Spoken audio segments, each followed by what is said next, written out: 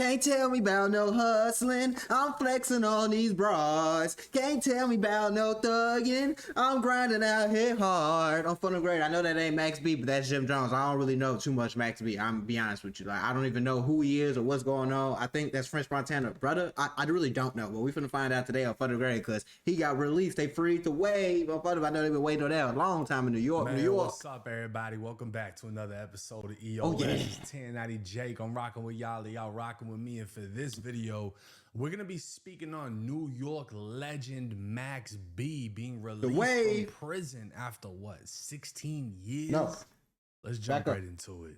Now let his kids go. Where's daughter? 20 years is crazy. That's a long ass time to be in prison, Slime. 20 years sentence and you did that shit, took it to the chin. To the chin like a real one. Shout out to Doggy, cause I don't know if I could do 20. Standing on my head. Can't tell me about no hustling, I'm stunting on these broads. Can't tell me about no thugging, I'm out here grinding hard. He said them jeans ain't tight enough. No, for sure though. He got the baggies though. They got the baggies. Actually hug your kids on the other side of the fence after 16 years. Y'all saw how he kind of like got hesitant too with his daughter, because that's father and son is one thing, but a father and a daughter, I just feel like it's a different type of love. It's a different type of embrace. And it definitely is. Like he took that second before hugging her. This is a beautiful moment right here.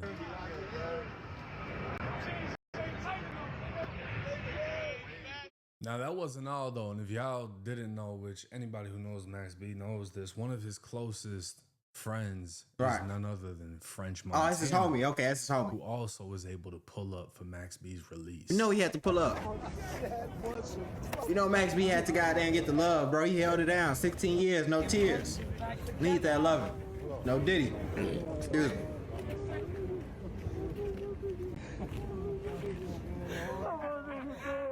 I ain't gonna lie, ain't nothing wrong with it. If somebody in the comments ever want to come at you and be like, hey, he gay, why is he crying because he hugging another man? Look, bro, you ain't never had somebody get out of doing years in prison or they a different person. That shit changed you for real. And like, come on, man. He just want to see better for his homie. He just want happy his homie out of prison. His homie can see his kids. He ain't even been able to smoke with his homie, talk to his homie, kick it with his homie, go half hoes with his homie. None of that. 16 years. Now he finally out. Damn right. I be crying too, little nigga. Finally did it. I finally did it. Finally did it. No, for real.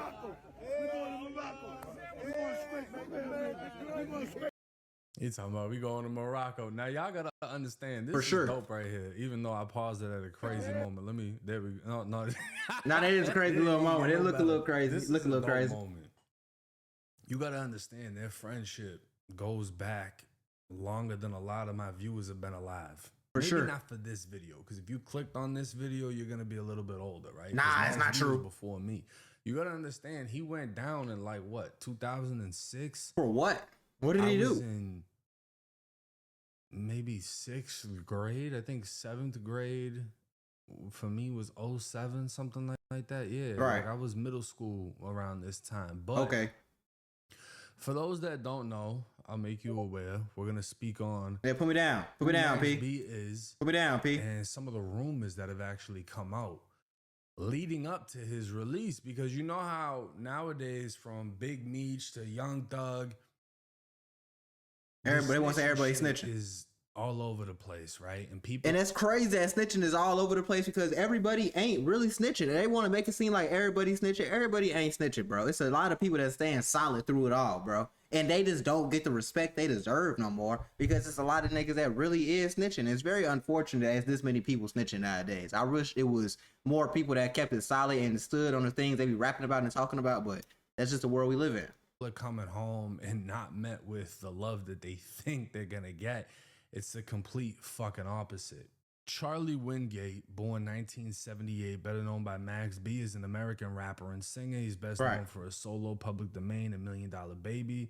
He made his mixtape debut in 2006. Following a streak of financial grievances, Max B parted ways with Jones in 2008 because he was with Jim Jones' Bird Gang. Oh, for real? Oh, that's why they beefing. They got a problem. I didn't know that. It was 2009 He was sentenced to 75 years in prison on conspiracy charges pertaining to an armed robbery, Nigga. kidnapping, aggravated assault, and felony murder.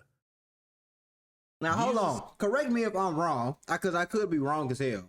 But conspiracy is basically they saying that you were thinking about doing that or you were finna do that. You didn't even commit the crime. They don't even have no evidence of you committing the crime. They're trying to say you was finna do that. You was thinking about doing that. You put your toe a little too deep in that water. That's what they basically saying. And that's insane that you got 75 years for a conspiracy, my nigga. That's why the streets is dead. 75 years for some shit you didn't even have evidence of you doing. Some big boy charges, right? And to have been aligned with Jim Jones during the height of Bird Gang, and you know what I'm saying? Like, to sit down, bro, in the middle of New York Heights. It's like, why even be involved in something like that unless he was just a street dude that was with the shit? But we're going to get into all of that. Yeah, it's a lot that goes on behind the scenes, man. This is one of the many appeals by Max B. And within the appeal, it's going to detail, you know, it also has his co-defendant here. Right. It's going to detail what took place in this situation. So the trial evidence presented by the state, including the testimony of co-conspirator Gina Conway. Now, Gina was Max B's girlfriend at the time, and we'll get into this. Max B and his co-defendant, who is his stepbrother, were 28 and 21 years old in September of 2000. Max B was 21. So it did happen in 06. He was sentenced in 09. People knew them as brothers, but they may have been stepbrothers.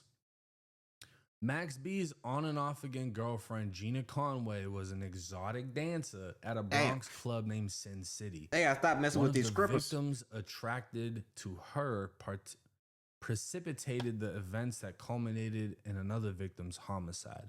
So more or less what the situation was, Max B's girl was a stripper. She meets a rich dude and she puts Max B onto the lick. Yo, this dude's got mad money. He's driving around expensive cars. He's got Louis bags with mad money in it. It happens more times than people want to admit too. Max B is like, all right, bet we're gonna get that done. And that happens more times than people want to admit. That why you think so many street dudes be dating these exotic dancers, because they know that they gonna put them onto the licks. They know that they gonna put them on game and be like, yeah, you outside, you gonna let me know who popping and who not, who got the motion, who don't got the motion. And you know what I'm saying? When somebody do try to mess with you, we gonna rob them. We gonna set them up. That's why it's stupid to mess with strippers, bro, because 9 times out of 10, she got some other shit going on behind closed doors. You gotta think about it, bro. She's getting naked, butt ass naked for money. You walk in the strip club, most times you throw a couple 20s, she's getting butt ass naked. You gotta be careful when you mess with them strippers and go in the strip club, dog. It was supposed to be a robbery. That's all it was supposed to be. But as we all know, when these things take place, they don't always go according to plan. No, they don't. The 2 victims, Definitely Alan don't. Plowden and David Taylor, were partners in a criminal enterprise that included mortgage, real estate, and credit card fraud. They drove expensive cars around New York City, and Plowden often carried a Louis Vuitton bag containing cash, sometimes as much as $40,000. New York flexing a different level. September 19, 2006, while in the Bronx, Plowden noticed Conway standing across the street. He introduced himself and took her to a bar where they had a drink. So this big fraud artist sees this stripper, takes her out, and that's how these things happen, right? Yeah, and then you got put on. She's fucking Max B. Don't even know. Shit. Don't even know. He's a lick. He doesn't even realize he's about to get robbed. Now, at another time, they met, and again, these 2 guys with 2 women and the girl spent the night in the club and eventually returned to a Holiday Inn where he shared a room with one of the women, Giselle Neves. Taylor shared a room in the same hotel with the other women, whatever. Before going to bed, Plowden hid all but $1,000 of his cash, as well as his wallet, jewelry, and car keys under the plastic liner of a trash can. He hid the remaining $1,000 under his bed's mattress and then went to bed while Neves showered. The crimes were committed in his room later in that morning. See, this is a problem. This is a problem I see right here. If you got a girl coming and you genuinely think she's gonna rob you or do some, like, you know what I'm saying, backdoor activity, there's the last thing you need to be doing, bro. The last thing you need to be doing is going to sleep before she even get into bed with you. Like, you need to make sure, like, her phone on your side of the bed, like, make it excuse you from the charger or something. You not make sure your pipe right by you under your, you know, under your pillow or something. You grip it on front of grade. Like, you got to make sure everything is easy peasy lemon squeezy before you get in that bed. Because you going to sleep while she in the shower. Nigga, no. I don't know, bro. I ain't never trusted a girl that much to go to sleep while she in the shower. You crazy as hell. Now, Even in my Gina spot, nigga, I ain't told doing that. Max B about this guy's money. When he asked how much, he replied a lot. Max B then said he was going to get him, which Gina understood as meaning that Max B was going to rob him for his money. Now, on the way to the hotel room, Max B's stepbrother and co-defendant put on gloves, took duct tape from his pocket, and displayed a handgun. Okay. The girl Gina, who had not seen any of these items previously, became nervous because this was not part of the plan. Of course Like I it said, wasn't. Nothing goes according to plan. No, of course it When they wasn't. arrived at the room, the co-defendant told Gina to use her car key to open the door, but it didn't work.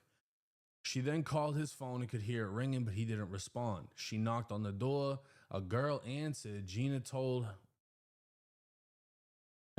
Gina and the co-defendant that he was sleeping and tried to close the door. Gina used her foot to prevent the door from closing, and she and the co-defendant Wow. Once inside, the co-defendant grabbed the girl by the hair, pointing the gun at her head, and demanded the money and the car keys. Gina searched the room. The guy continued to sleep while this was going on. He's probably off The it. co-defendant Off them shoved the girl to drugs. the bathroom, told Gina to tape her up, which she did, duct taping the girl's wrists, mouth, and ankles. She never got a good look at the co-defendant, noticed a scar on the left side of his face. Now, Gina woke up the guy. The co-defendant told him not to look at him or he would be shot, so he turned away. Whatever. Basically, how this ends is holding the gun to the man's head. The co-defendant forced the man to call Taylor, who's the other guy. When Taylor arrives in the room, he knocked on the door and Gina opened it. The co-defendant was standing behind the door with the gun. When Taylor entered, the co-defendant pointed at his face. Taylor reached for the gun and it went off. So Max B isn't even there. It seems like he was the mastermind behind it, and he sent his younger, wilder stepbrother, who was, I believe, 21, to go pull this off with Gina. I ain't mean to do that, but for them grade, that's low key is what it sounds like. It do sound like he wasn't there. He was a mastermind because it was his girl. He was one of his cut. That's why it's a conspiracy, because they trying to put it like he's the mastermind. That's crazy. He just got 75 years for not even being confirmed, even being in the vicinity, like a 20-mile vicinity of that shit. And he still got 75 years, bro. It's wild as hell how the streets work, but that's why you got to be smooth and on your P's and Q's, because they will lock your ass up for literally any small thing they will lock you up for. You got to be smooth, P.